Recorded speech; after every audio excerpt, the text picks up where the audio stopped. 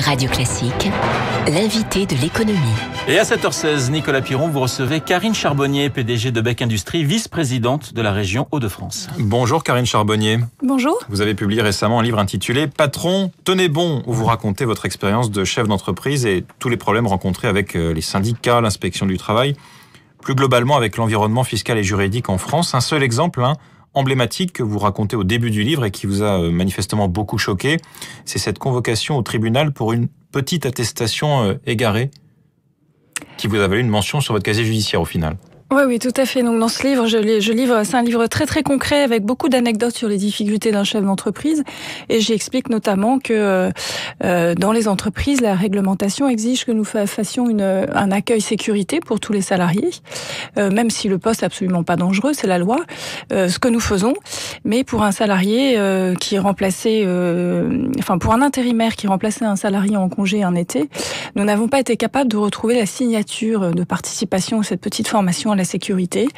Et lorsqu'un inspecteur est venu visiter l'entreprise, il a demandé à l'intérimaire s'il avait reçu une formation à la sécurité.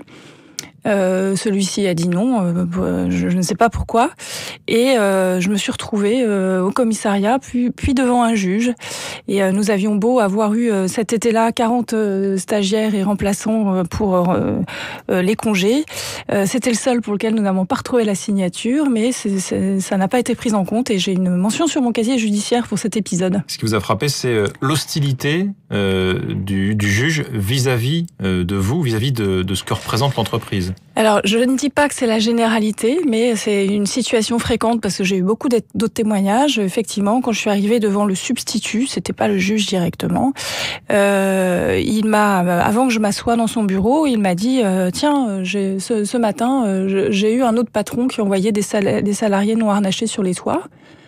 Alors j'ai essayé de lui dire qu'on parlait pas de la même chose, me semblait-il. Il m'a répondu voulez-vous que je demande à l'inspecteur du travail de retourner dans votre entreprise ? Et ce que j'explique dans le livre, c'est que la complexité réglementaire est telle qu'un chef d'entreprise n'est jamais, il est absolument certain de ne pas connaître toutes les lois qui lui sont applicables, les réglementations, et qu'il se sent dans une situation d'incertitude juridique, un espèce d'état de non-droit permanent, qui fait que la menace est très sérieuse en fait. Dans mon entreprise, nous sommes contrôlés très régulièrement, nous avons nous-mêmes nos propres audits, nous avons nous-mêmes nos propres conseils de société extérieure, mais à chaque visite, nous découvrons des nouveaux points. Et vous avez fait les comptes, les entreprises payent par ailleurs 15% de taxes sur les salaires en trop, des taxes qui ne devraient pas peser sur elles. Vous en donnez le détail dans le livre. Toutes ces déconvenues vous ont au final incité à ne pas développer autant que vous auriez pu le faire la taille de l'entreprise en France, mais plutôt à l'étranger, en Allemagne, en Angleterre. Ça, c'est un constat terrible. Voilà, c'est quelque chose qui est très présent dans le livre. C'est comme nous avons la chance d'avoir des sites, notamment en Angleterre et en Allemagne, et nous y rendons tous les mois.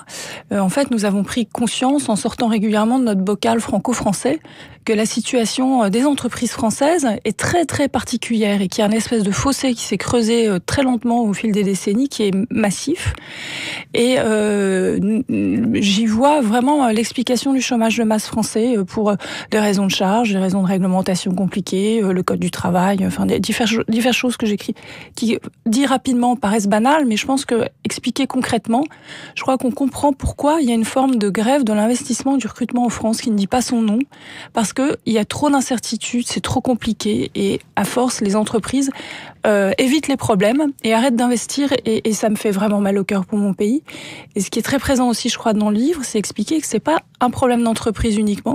Le livre s'appelle Patron, tenez bon, mais il s'adresse vraiment à tout le monde, parce que le prix, tout le monde le paye. Soit par le chômage, soit par une baisse de pouvoir d'achat, soit par un stress au travail, parce qu'on se sent piégé dans son entreprise et qu'on se dit je peux pas démissionner, je retrouverai pas du travail. Pour un ensemble de raisons. Et je pense que c'est vraiment un livre central pour tout le monde. Il y a un motif d'espoir pour vous, c'est ce qui vient de se passer à droite avec la victoire de François Fillon lors de la primaire. Parmi les propositions que vous faites dans le livre, Karine Charbonnier, il y en a plusieurs qu'on le retrouve dans le programme de François Fillon, la suppression du monopole syndical, l'assouplissement des conditions de licenciement, l'allègement des charges des entreprises. Tout ça, ça vous redonne de l'espoir pour le développement des entreprises en France ? Moi, je pense qu'aujourd'hui, je suis vraiment très inquiète pour notre pays d'aujourd'hui. Je pense qu'il va très très mal et que les choses ne peuvent qu'empirer s'il n'y a pas des vraies réformes qui sont faites. Et moi, la seule chose qui peut me donner espoir, c'est qu'on fasse de vraies réformes. Vous avez cité le monopole syndical, par exemple. Je pense qu'on a besoin d'une nouvelle réglementation du dialogue social en France qui permette la participation de tous au dialogue social dans les entreprises, qu'on a un dialogue moderne. Je pense que c'est une vraie demande des salariés, pour en avoir parlé beaucoup dans mon entreprise et ailleurs, et que voilà, il y a des signes de modernité, de confiance, d'une société un petit peu en marche, qui a envie de bouger, qui pourrait redonner espoir pour l'avenir. Une société en marche, est-ce que Emmanuel Macron correspond lui aussi à vos idées ? Emmanuel Macron, pour moi, c'est beaucoup de communication pour le moment et rien de... voilà, c'est l'augmentation de 20% des heures des délégués dans sa loi et les bus. Les délégués syndicaux, hein, oui.